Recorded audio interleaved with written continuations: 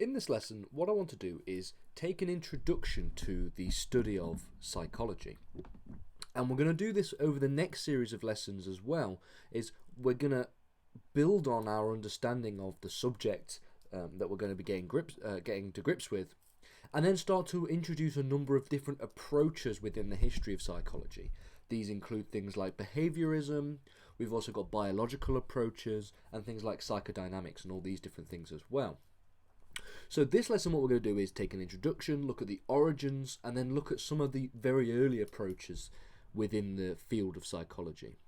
And the first question one might ask is, what is psychology? What does it do? What does it study? And we can define psychology very generally, okay, as the scientific study of mind and behavior. Now, there are two key aspects that we want to take out of this. So it is the scientific study, and then second, it's the scientific study of mind and behavior. So scientific study is important, and also mind and behavior. The reason why scientific study, is an important aspect of the definition is because there is actually a lot of disagreement as the extent to which psychology can be considered an actual science. And we are going to do a whole lesson on why there is a disagreement and why there's a debate within the field of psychology in the next lesson. So we're going to do this in the next lesson. But the rest of the definition, obviously you can think of more broad, more complex, deeper definitions, but on this, as a most generalized understanding, psychology is the scientific study of mind and behavior. So one of the things that we should note, even though we're going to talk about the extent to which psychology is a science in the next lesson, it should be noted that different areas of psychology, as well as different approaches,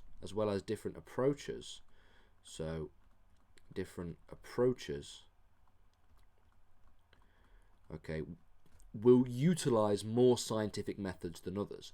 So it's not a simple black or white. It's not as simple as suggesting that all aspects of psychology are scientific or none of them are.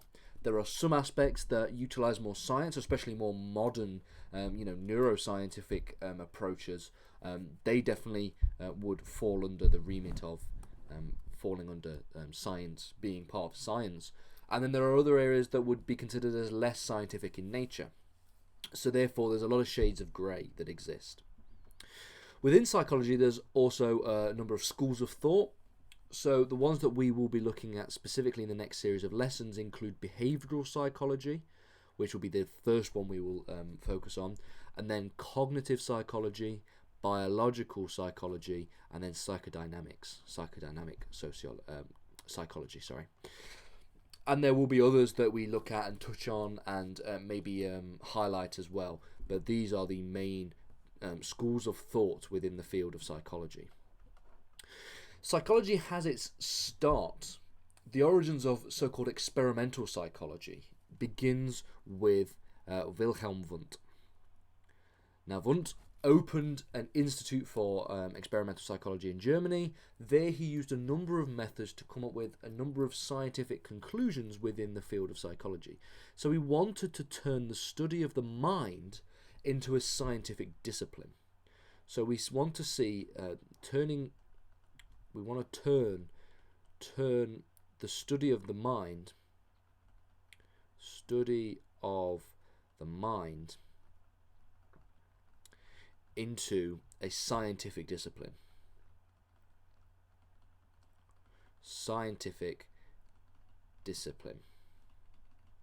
Okay, so before we saw the introduction of experimental psychology, you've obviously got thousands of years of the study of the mind, but in an abstract way, using things like the philosophy of mind. We can date that back to the likes of people like Plato.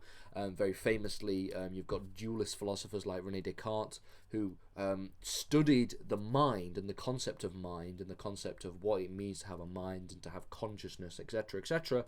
All of this was done under the remit of philosophy. This was a philosophical method, and philosophy is definitely not science.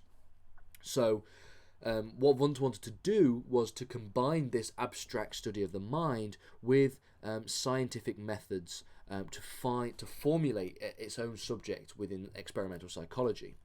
And he would use methods such as introspection to come up with a number of different psychological conclusions, a number of scientific conclusions about psychological states.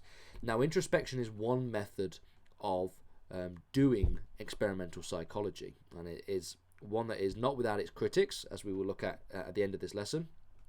But the process of introspection is the psychological method which involved you analysing your own personal thoughts internally.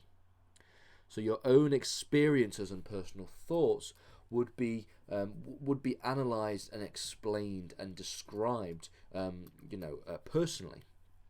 And this means that one person's experiences and perceptions would be internally analysed. And the actual practice of introspection would be where participants within experiments would be asked to describe a set of experiences in relation to a set of various stimuli. So they will be given a number of stimuli. This could be anything. This can be different, sounds, images, all of these different things, and they would be asked to describe what these various stimuli did to your experiences, what experiences you have in relation to these stimuli. So, for example, if you were given an image of something that looks scary, your internal experience of that would be something, fear or something very similar. And this is really the sort of rudimentary understanding of what introspection did and how it operated.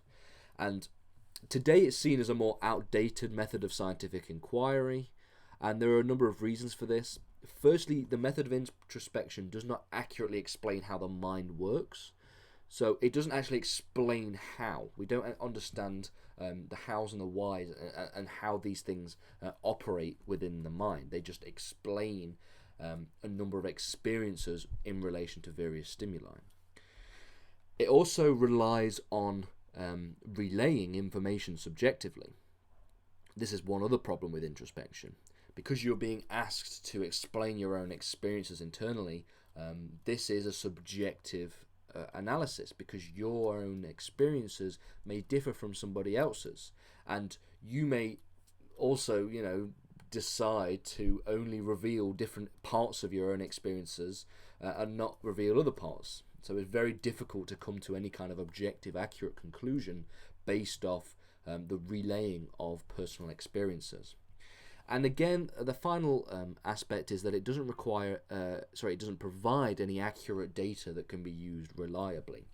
Because if we give various stimuli to one participant, that does not necessarily mean we can replicate their experiences when it comes to somebody else, because different experiences are not determined necessarily by the stimuli, but they're also determined by other things that are going on and other experiences outside of the experiment.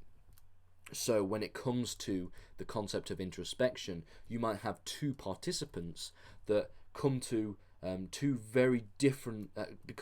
describe two very different sets of experiences within relation to the same stimuli, and that's because of various what we call extraneous variables, which we'll look at in the next lesson.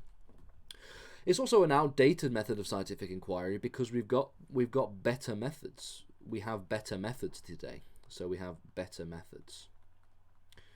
So, I mean, the time that Wundt was operating and doing these experiments, he didn't have access to brain scans, etc., and didn't have access to all the kind of scientific technology and the scientific understanding that we have today. So obviously, these methods are very outdated. But the next lesson, what we're going to do is look at the debate around whether or not psychology can be described as a science. We're going to look at what it means for something to be a science. What kind of things would you place as factors that determine whether or not a subject is a science? And then we're going to go for the for and against and look at the debate within the field of psychology and within the broader field of science in general as to whether or not psychology meets these criteria.